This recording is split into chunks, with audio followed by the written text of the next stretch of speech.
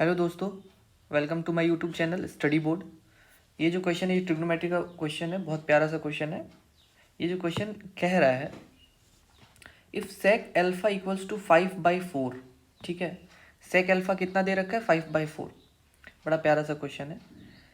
Then you have to verify that tan alpha by 1 + tan square alpha equals to sine alpha sec square alpha. अब देखो एक चीज़ समझो, सबसे पहले तो हम लोग एक काम करते हैं, राइट एंगल ट्रायंगल बना लेते हैं। तो ये बन गया हमारा राइट एंगल ट्रायंगल, ठीक है।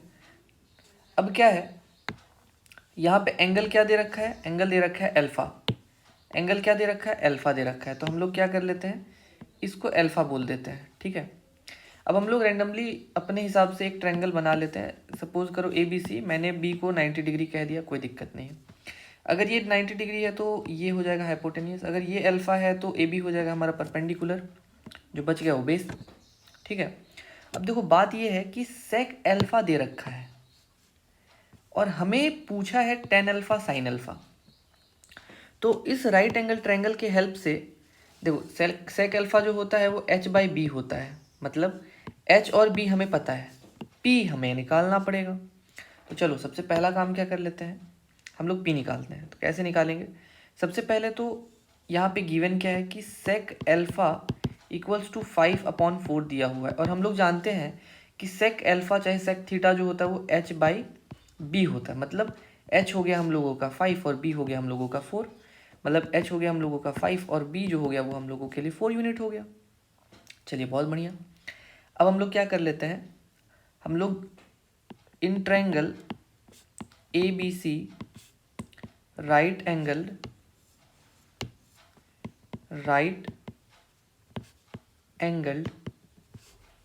Eight B, right angle at B, ठीक है, ले लेते हैं। और इसी में हम लोग क्या कर लेते हैं, यूज कर लेते हैं पाइथागोरस थ्योरम।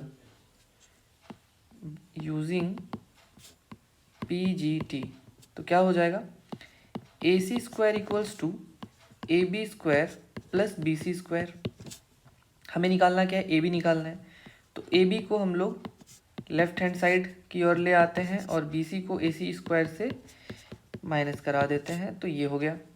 अब AB इक्वल्स टू क्या हो जाएगा, रूट अंडर AC हमारे लिए क्या हो गया, H हो गया। H का वैल्यू 5 दे रखा है, मतलब 5 का स्क्वायर 25 माइनस BC हमारे लिए बेस हुआ, और बेस की वैल्यू 4, तो 4 का स्क्वायर 16। तो हमारे लिए AB कितना आ गया, AB आ गया हमारे लिए रूट अंडर 9 दैट इज 3। तो AB हमारे लिए कितना आ गया, 3 यूनिट। मतलब परपेंडिकुलर हमारे लिए कितना आ गया, 3 यूनिट, ठीक है। अब देखो एक चीज़ समझो, अगर मैं टेन अल्फा की बात करता हूँ तो टेन अल्फा क्या हो जाएगा, टेन अल्फा हो जाएगा AB/BC। AB हम लोगों को कितना मिला, 3, और BC हम लोगों को कितना दे रखा है, 4। उसी तरीके से साइन अल्फा अगर मैं निकालता हूँ तो साइन अल्फा क्या हो जाएगा, AB/AC।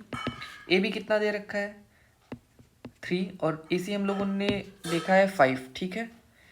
तो टेन अल्फा मिल गया और साइन अल्फा मिल गया। अब हम लोग इस रिलेशन को वेरीफाई करा देते हैं। तो सबसे पहला काम क्या कर लेते हैं, हम लोग RHS ले लेते हैं। चलो पहले LHS ले लेते हैं। LHS क्या दिया हुआ है, ten square alpha by 1 + tan square alpha. Ten square alpha की वैल्यू 3/4। अच्छा यहाँ पे सिर्फ 10 ही है, यहाँ सिर्फ 10 ही है, स्क्वायर नहीं है। तो ये हो जाएगा हम लोगों का सिर्फ tan alpha by 1 + tan square. तो टेन स्क्वायर का मतलब 3/4 का होल स्क्वायर, मतलब 9/16। तो ये कितना हो जाएगा, ये हो जाएगा 3/4 डिवाइडेड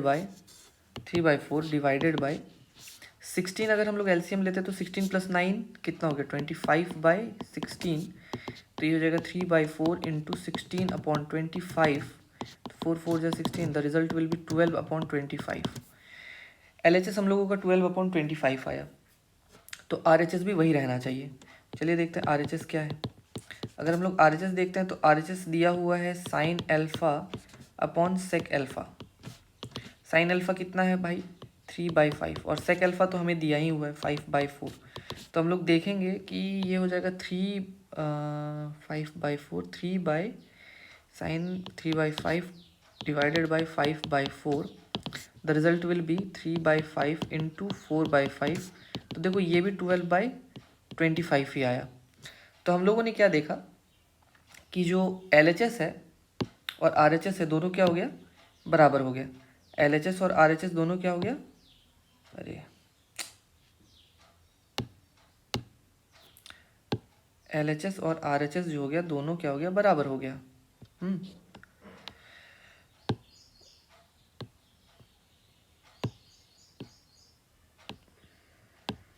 यहाँ पे क्या हो गया, LHS इक्वल्स टू RHS। तो आगे आपको पता है हम लोग फिर क्या लिखते हैं, वेरीफाइड। ठीक है, मैं होप करता हूँ आपको ये वाला क्वेश्चन समझ में आया होगा। ठीक है, चलिए थैंक यू।